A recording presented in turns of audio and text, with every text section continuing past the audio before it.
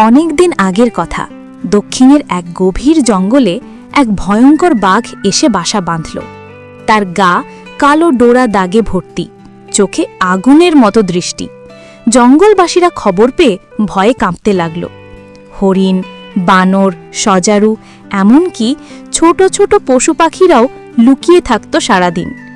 কেউ জলপানে নদীর ধারে যায় না, কেউ খাবার খুঁজতেও জঙ্গলে বের হয় না। এই বাঘ ছিল নতুন, কিন্তু অত্যন্ত ধূর্ত ও শক্তিশালী। সে এসেই নিজের আধিপত্য দেখাতে লাগল। যখন তখন শিকার করত, যত না ক্ষুধা তার চেয়ে বেশি ভয় দেখিয়ে রাজত্ব কায়েম করাই ছিল উদ্দেশ্য। একদিন এক শেয়াল, নাম তার গোবচন্দ, নদীর ধারে হেঁটে যাচ্ছিল। তার চেহারায় যেমন চতুরতার ছাপ, তেমনি কথায় মধু। সে হঠাৎই বাঘের মুখোমুখি হল। বাঘ গর্জন করে বলল, এই শেয়াল, তুই এখানে কেন? গোবচন্দ মাথা নত করে বলল, মহারাজ, আমি তো জানতাম না আপনি এসেছেন। আপনি এসেছেন জেনে আমি আনন্দিত। এখন বনের সবাই নিশ্চিন্ত থাকবে। বাঘ অবাক হল। এতদিন সবাই তো ভয়ে পালাতো, এই শেয়াল তো যেন উল্টো কথা বলছে। তুই আনন্দিত কেন? কারণ এমন একজন শক্তিশালী রাজার দরবারে আমি যদি সেবা করার সুযোগ পাই, এ জীবনে আর কিছু চাই না। বাঘ মনে মনে হাসল। এই শেয়াল বেশ চতুর, তবে তার কাজের আসল উদ্দেশ্য বুঝতে বাঘের সময় লাগবে। এরপর গোবচন্দ বাঘের সঙ্গেই রইল। সে বাঘের সব কাজে সাহায্য করত।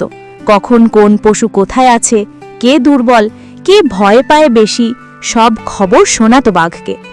বাঘও তাকে বিশ্বাস করতে লাগল, কারণ শেয়াল জানত কিভাবে কারোর মন জয় করতে হয়। গোবচন্দ একদিন বাঘকে বলল, মহারাজ, আপনি তো এত শক্তিশালী, কিন্তু সব পশুরা এখনো আপনাকে ভয় পায়। তারা আপনাকে ভালোবাসে না। বাঘ বলল, ভালোবাসা দিয়ে রাজত্ব চলে না, ভয়েই চলে। কিন্তু শেয়াল বলল, ভয় ততক্ষণই থেকে যতক্ষণ না কেউ বিদ্রোহ করে। আপনি যদি কিছু পশুকে আপনার দলে নেন, তবে তারা নিজেরাই আপনার নামে গান গাইবে, বাকিরা মাথা নত করবে। বাঘ একটু ভাবল। শেয়ালের কথাটা যুক্তিপূর্ণ মনে হলো। এরপর গোবচন্দ তার পরিকল্পনা অনুযায়ী কিছু হরিণ, বুনো শূকর ও বানরের সঙ্গে গোপনে কথা বলল।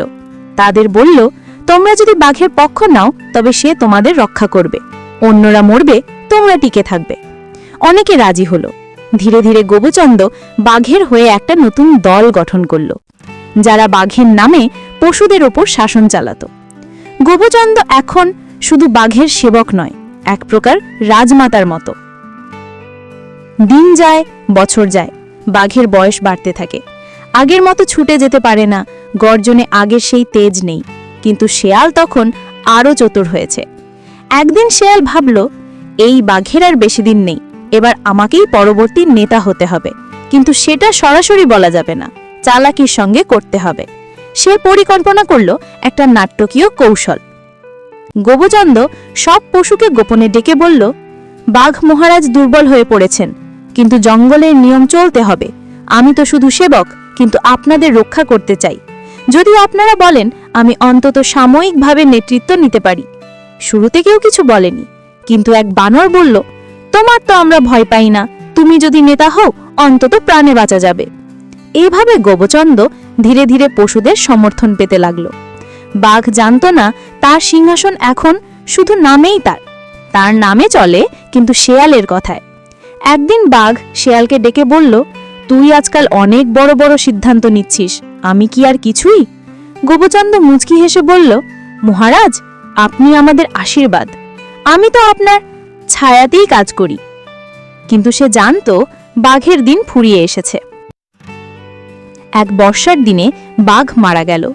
বন জুড়ে হইচই শুরু হলো। কিছু পশু দুঃখ প্রকাশ করল, কিন্তু অধিকাংশ মনে মনে স্বস্তি পেল।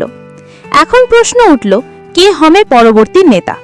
গোবচন্দ বলল, আমি তো শুধু সেবক, আমি নেতা হতে চাই না, কিন্তু যদি তোমরা জোর করো, আমি দায়িত্ব নিতে পারি। সবাই রাজি হলো, কারণ তারা জানত এখন জঙ্গলে গোবচন্দ ছাড়া আর কেউ নেই যে সবকিছু বোঝে। গোবচন্দ বনের নতুন নেতা হলো, কিন্তু এবার সে শাসন করল অন্যভাবে। বাঘের মতো ভয়ে দেখিয়ে নয়, বরং কৌশলে, কথায় এবং কখনো কখনো খাদ্য ভাগ করে দিয়ে। শেয়াল বুঝেছিল শুধু শক্তি দিয়ে রাজত্ব টিকে না, দীর্ঘদিন টিকতে হলে দরকার বুদ্ধি, সম্পর্ক ও কৌশল। বাঘ তা বুঝতে পারেনি। সে ভেবেছিল ভয়ই সব, কিন্তু ভয় অস্থায়ী, বুদ্ধি চিরস্থায়ী। গোপচন্দ শিখেছিল কে কখন কোথায় কতটা বলতে হবে, কখন কার পক্ষে থাকতে হবে আর কখন রাজা বদলাতে হবে। বনের সব প্রাণী একসময় বুঝল বাঘের দিন ছিল ভয় আর অন্ধকারের, কিন্তু শেয়ালের দিন শুরু হলো আলো আর কৌশলের। নৈতিক শিক্ষা। শুধু শক্তি দিয়ে নয়, বুদ্ধি ও কৌশল দিয়েও নেতৃত্ব প্রতিষ্ঠা করা যায়। ভয় দিয়ে শাসন অস্থায়ী, কিন্তু বিশ্বাস অর্জন করলে শাসন দীর্ঘস্থায়ী হয়। নেতৃত্বে আসার জন্য সঠিক সময়ে সঠিক সিদ্ধান্ত নেওয়া জরুরি। যারা পরিবর্তনের সংকেত আগে ধরতে পারে তারাই ভবিষ্যতের জন্য প্রস্তুত থাকে। বন্ধুরা, গল্পটি কেমন লাগলো কমেন্টে জানাবেন। আর হ্যাঁ, অবশ্যই রাজাবাবু সিরাজগঞ্জ ইউটিউব চ্যানেলটি সাবস্ক্রাইব করুন। ধন্যবাদ।